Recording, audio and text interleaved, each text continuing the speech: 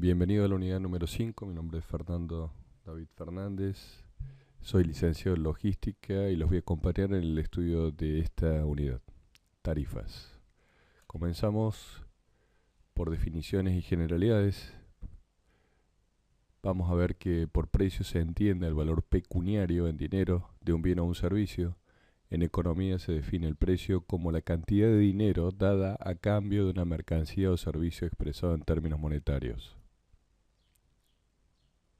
En el caso del servicio de transporte, el concepto de precio se establece como la transacción a la que llegan compradores y vendedores en el reparto del margen distribuible entre el valor estimado por el usuario, comprador, y el costo del transportista, el vendedor.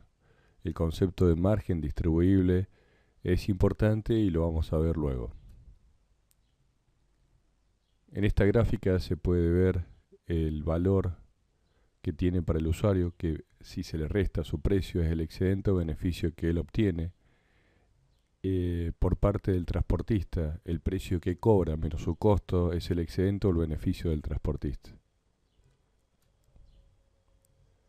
Dado que el valor es predominantemente subjetivo y que en el concepto de costo intervienen elementos de difícil cuantificación, el concepto de precio es más bien el resultado de apreciaciones personales de quienes participan en la transacción que una determinación objetiva. La palabra tarifa procede del árabe idioma en el que significa la definición o determinación. En el diccionario de la lengua española se define el término tarifa como tabla o catálogo de precios, derechos y impuestos que se deben pagar por alguna cosa o trabajo. En economía del transporte, por tarifa se entiende el documento publicado que establece los precios y las condiciones aplicadas a un transporte. En el siguiente esquema podemos representar la vinculación de los elementos que intervienen en la confección de tarifas, el valor, condición de aplicación, el costo y el precio. Veamos algunos de los objetivos que pueden perseguir la política de precios de un servicio de transporte.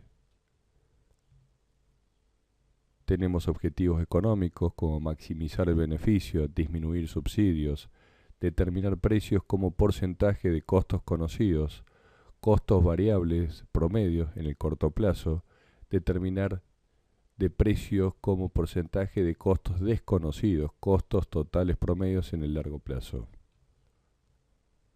Medio ambiente, reducir la congestión, disminuir la polución ambiental, conservar la energía. Sociales, garantizar la equidad, por ejemplo, tarifas diferentes según distancias, atender necesidades de la población, mejorar factores de la calidad del servicio como frecuencia, velocidad, confiabilidad. Operacionales, simplificar la relación pasajeros y control, mecanismos de cobro, eficientizar la expedición, ajustar la relación con la demanda. Otros podrían ser promover la localización industrial, favorecer la integración territorial mediante tarifas accesibles, tender a la coordinación del transporte de tarifas combinadas con los distintos medios de transferencia modal. Acá estamos de vuelta con la gráfica. Es interesante lo que sucede y sobre todo para poder interpretar bien de que el precio va a moverse dentro de una banda que tiene que ver con el costo del transportista y con el valor que le da el usuario al servicio de transporte. La diferencia que hay entre el precio que paga el usuario y su valor, como se indica en la gráfica, es el beneficio que obtiene el usuario. Y la diferencia entre el precio que cobra el transportista menos su costo es el beneficio, es esta zona, el beneficio que cobra o que obtiene un transportista por prestar el servicio. Ahora, ¿qué pasa si el precio excede el valor para lo que le representa al usuario? Es muy probable que aquí la demanda se corte o no exista, o básicamente el usuario adquiera un servicio alternativo para realizar el mismo transporte.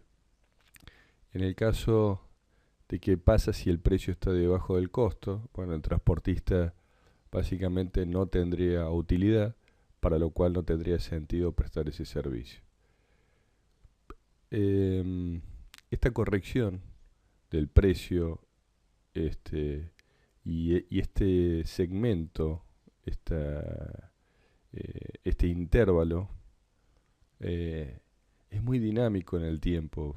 Hay que tener en cuenta de que algunos factores pueden cambiar. Por ejemplo, si desaparece medios alternativos para realizar, es muy probable que el valor para el usuario de ese transporte sea mayor, para lo cual el precio podría subir un poquito. Pero también podemos encontrar de que el costo puede disminuir, con, por ejemplo, un transportista que compre equipos nuevos, que reduzcan sus costos operativos, y esto lo que hace que el precio pueda bajar.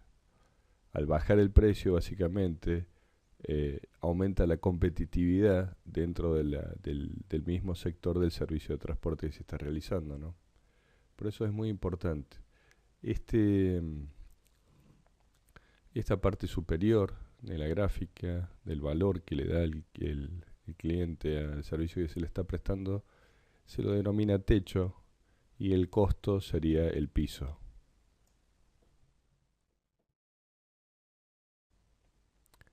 El gobierno publica la tarifa para los colectivos y los trenes en la página argentina.gov.ar. En ellas podemos ver que el precio que paga el usuario en la ciudad de Buenos Aires es proporcional a la cantidad de kilómetros que recorre, eh, donde está la tarifa actual, y también publica el aumento de esa tarifa a futuro, y se puede planificar para el usuario. Lo importante de esto es la proporcionalidad de la tarifa con la cantidad de kilómetros que recorre. En la ciudad de Córdoba, recordemos que tenemos una tarifa plana independiente de la cantidad de kilómetros que se recorre, y el cálculo es diferente.